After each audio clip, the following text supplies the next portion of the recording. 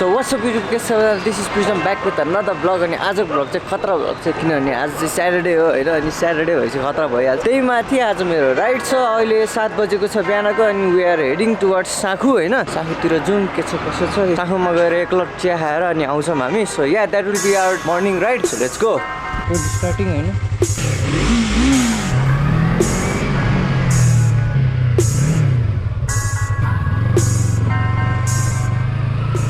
यहाँ गाइज अब चाहिँ हाम्रो राइड सुरु हुँदैछ।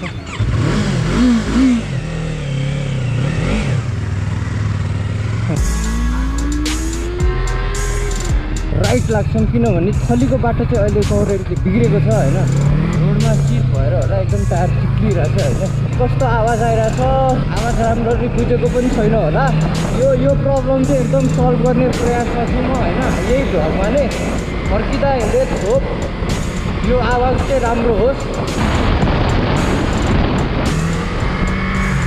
यहाँबाट लेफ्ट लाग्नु पर्यो अब।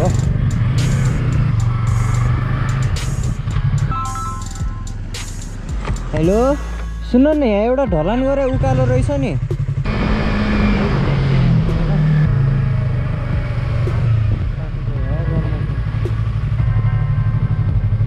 यहीँमा बाटो बन्द भएर अब एकछिन कुर्ने साथी आउँछ अनि जाने गएर आयो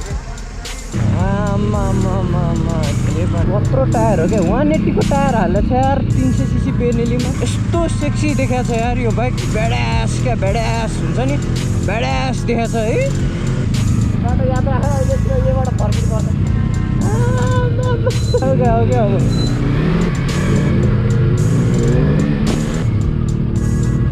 अब बाटो फर्किँदा त मलाई गाह्रै पर्छ यार यति धेरै ट्विस्ट एन्ड टर्न थियो कि अब त याद गर्न नि बिर्सिसकेँ मैले होइन। ल अब चाहिँ फेरि हामी मेन रोड निस्क्यौँ अब हामी साङ्खुतिर जान्छौँ झन्डै मरिएन यत्रो लामो बाटो यार केही नकाम लेट्स रोल अब।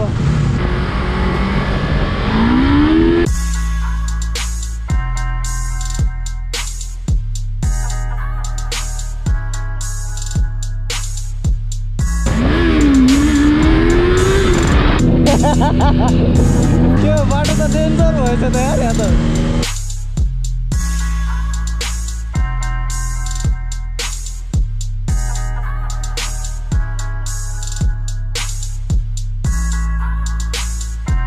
साली नदी सिधै 2 किलोमिटर कत्रो ठुलो टायर देखाएको छ यार हेलमेट जत्रो देखाएको छ के हो steering Sankhu resort Sankhu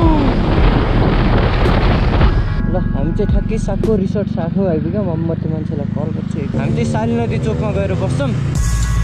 checking हो कि के हो तर खाना चाहिँ रहेछ होइन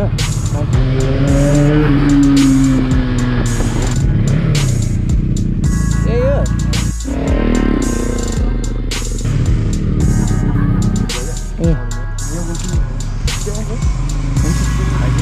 खाइदिनु जाडो छ यो एडाप्टर चाहिँ पाएँ ट्राई हाल्नु पऱ्यो सो या अब चाहिँ हामी रेसमा ट्राई गर्छौँ।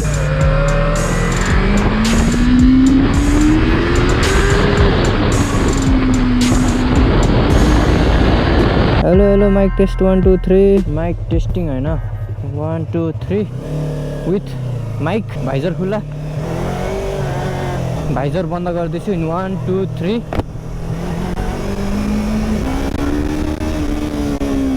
भाइजर खोल्दैछु म स्ट्रेट बाटोमा। गाइस हामी चाहिँ फाइनली अब राइड सक्यो हाम्रो साङ्खुको माइकको एडाप्टर किन्न आएको थिएँ माइक र माइकको एडाप्टर गोप्रोको लागि अब घर गएरै कुरा गरौँ है त।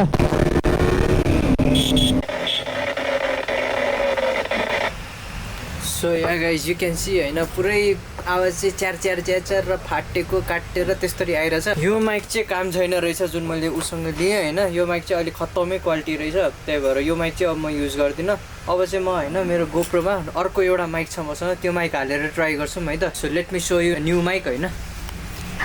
सो या माइक चाहिँ मैले भित्र हालिसकेँ क्यामेरा भयो क्यामेरामा मैले अर्को एउटा माइक हालेर भित्र सेट गरिसकेँ माइक चाहिँ यहाँनिर भित्र छ हैन। सो यहाँ अहिले चाहिँ त्यसरी सेट छ। फेरि बाहिर निस्किम अनि चेक गरौँ कस्तो आवाज आउँछ हेरौँ है त। So let's go.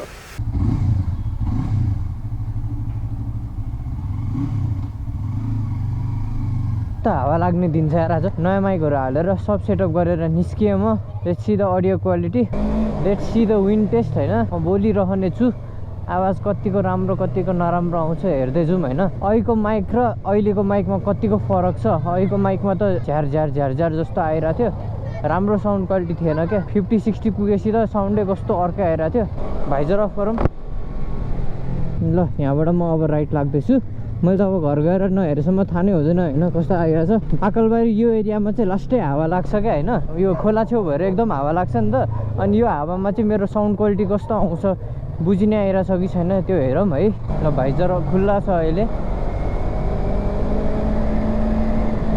अब म भाइजर बन्द गर्दैछु यो चाहिँ भाइजर बन्द गरेर 55 को स्पिडमा छु म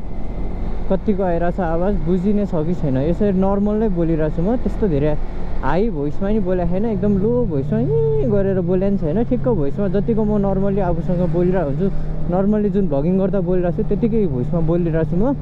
कस्तो आइरहेछ भन्नु होला है त चाहिँ तपाईँहरूलाई क्वालिटी एकदम राम्रो दिने नै मेरो एकदम मेन मोटिभ हो होइन तपाईँहरू लाइक गर्न नबिर्सिनु होला र मेरो च्यानललाई सब्सक्राइब गर्न नबिर्सिनु होला कि तपाईँहरूको सपोर्टले नै हामी जस्तो युट्युबरहरूलाई एकदम फ्युल दिन्छ क्या हुन्छ नि हामी चल्ने नै तपाईँहरूको यो सपोर्टले गरेर हो क्या त्यही भएर सपोर्ट गर्न नबिर्सिनु होला मेरो च्यानललाई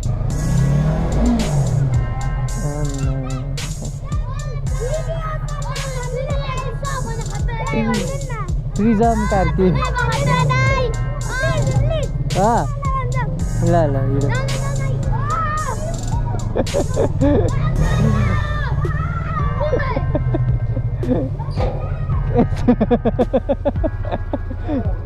लेन्स ल्याइदिएछु यतिकै म सर्च गरिदिइहाल्छु नि त केही छैन म सर्चमा राखिदिइरहन्छु मैले सर्च गरेको छु होइन नेट कनेक्ट हुने बित्तिकै यही सर्च गर न है